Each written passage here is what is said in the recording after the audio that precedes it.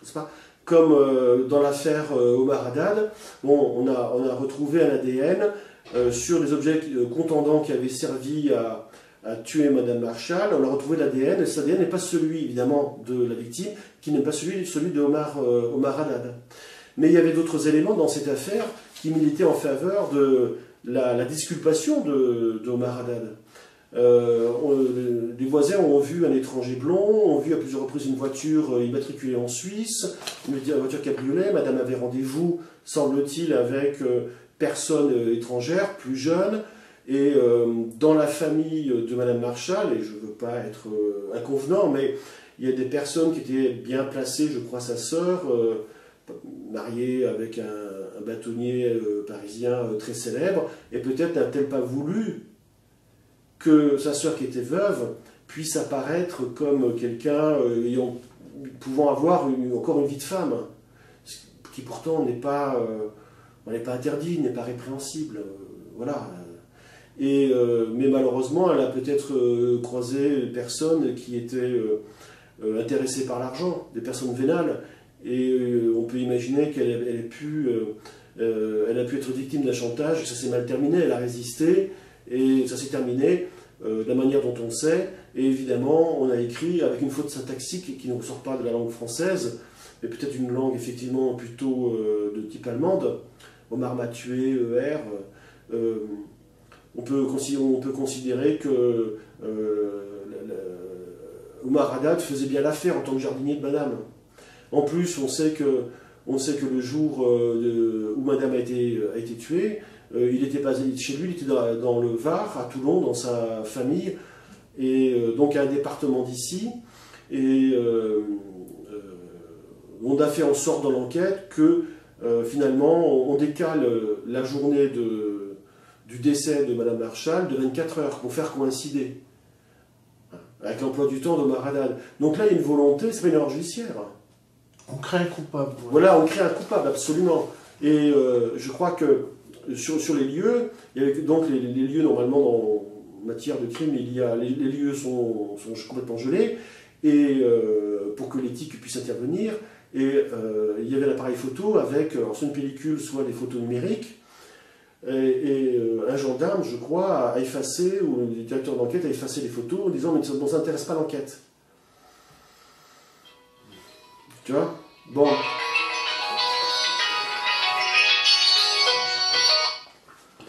Donc, ça ne s'intéresse pas l'enquête. Mais de quel droit? Comment sait-il? Il y avait peut-être sur ces photos des gens peut-être intéressants à voir. Il y avait peut-être qu'il y avait-il l'assassin. Peut-être pas. Mais de quel droit peut-on effacer ce qui est quand même un indice, peut-être même une preuve?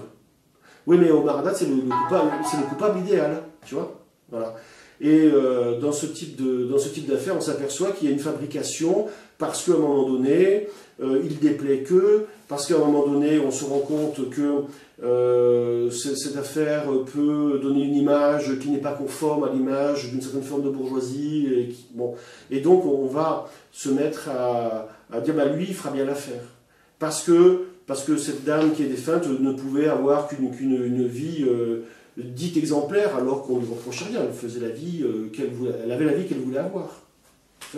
Donc, Omar Haddad, il a une bonne tête de coupable. Et on va jusqu'à chercher des choses qui n'ont aucun intérêt, parce qu'effectivement, il avait été une fois voir une prostituée, paraît-il. Quel rapport, quoi? Alors, on essaie de noircir, avec cette moralisation, ce qui est normal, puisqu'on est dans un procès qui se veut moral.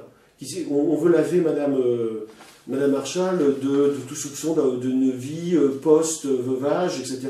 Ce qui est son droit le plus strict, tant mieux pour elle. Et bon, il fallait qu'elle choisisse ses fréquentations. Voilà.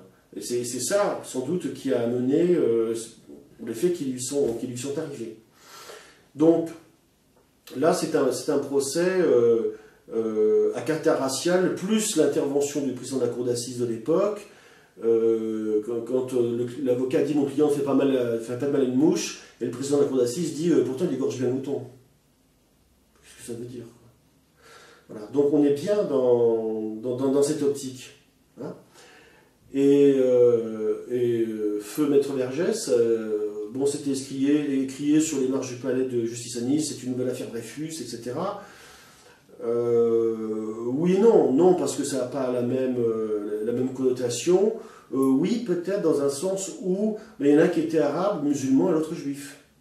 Si le capitaine Dreyfus, et puis j'en terminerai avec cette affaire, il y en a bien d'autres, si Dreyfus s'était appelé le capitaine Dubois, par exemple, on aurait trouvé très vite le coupable, à savoir Esterhazy. Avec le bordereau, il y a eu des analyses graphologiques, c'est assez compliqué, mais il y a eu des analyses graphologiques, et le premier expert qui s'appelait Gobert, était d'ailleurs expert auprès de la Banque de France, et avait dit non, cette écriture n'est pas celle de Dreyfus. Bon. Et puis alors on commande une seconde expertise, on fait venir Bertillon, et Bertillon dit oui, non mais effectivement c'est pas tout à fait pareil, mais il y a des éléments qui rappellent dans cette écriture, forcément celle d'Esterhazy, rappellent l'écriture de Dreyfus. Mais ça s'explique, parce que depuis le temps, ici, il a organisé sa défense, il a eu le temps de s'entraîner à maquiller son écriture. Voilà, donc fabrique du coupable. Et en plus, on est fin 19e, on est dans un moment, un moment d'acmé entre les républicains, peut-être radicaux-socialistes, et de l'autre, les monarchistes catholiques, et Dreyfus est juif. Voilà. Donc, s'il y a un coupable, s'il y a un traître à la patrie, à la nation française, ben c'est forcément un juif. C'est un apatride, quelque part. Voilà, c'est quelqu'un qui n'a pas de pays. Donc quelqu'un qui n'a pas de pays trahit le pays qu'il est censé servir, c'est tout à fait naturel.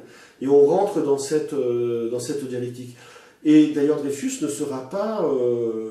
il sera reconnu innocent parce qu'on va trouver Esterhazy à un moment donné, mais parce qu'on rentre dans un contexte, on voit se dessiner des tensions sur le plan international, il y en a assez de cette histoire, on va s'acheminer vers, semble-t-il, une nouvelle guerre, et il est temps de passer à autre chose. Donc il va avoir une grâce qui va lui permettre de... mais il faut savoir qu'il n'y a pas d'erreur judiciaire, parce qu'on a voulu à un moment donné, une faction politique voulait que Dreyfus fût coupable. C'est pour ça que je dis que si c'était appelé autrement que Dreyfus, il n'aurait jamais été inquiété. D'ailleurs, les officiers autour de lui n'ont pas été inquiétés. Ça ne s'appelait pas Dreyfus, les autres. Ils n'étaient pas juifs. Voilà. Plus le problème de l'honneur de l'armée qui ne peut pas se tromper, etc. Sachant que les différents procès Dreyfus se sont déroulés devant une justice militaire et non pas une justice civile. Ou peut-être que ça se serait passé autrement. Et comme Omar Haddad, il a été gracié partiellement par le président Jacques Chirac, mais ensuite d'une intervention du roi Hassan II, parce qu'il y a des accords franco-marocains et il est intervenu pour son sujet, en quelque sorte. Voilà. Et donc on s'aperçoit que dans ces affaires-là, eh bien, il y a un arrière-plan quand même assez politique. Et que l'erreur judiciaire n'existe pas, contrairement à ce que l'on dit. L'erreur judiciaire, elle a été voulue par un homme ou par un groupe d'hommes qui y avait intérêt. Donc il y a une fabrication du coupable. Et ce n'est pas une erreur judiciaire, excusez-moi, on s'est trompé. Voilà ce que je voulais dire dans l'entretien d'aujourd'hui. Et la prochaine fois, je donnerai d'autres éléments sur, alors plus théoriques sur un cas atypique, sans même le nommer. Et on verra à ce moment-là l'étude l'examen des pièces objectives d'un dossier et leur mise en perspective dans la chronologie. Voilà, je te remercie. Et moi aussi, je te remercie pour ces exemples emblématiques et à la prochaine fois. À la prochaine fois, merci.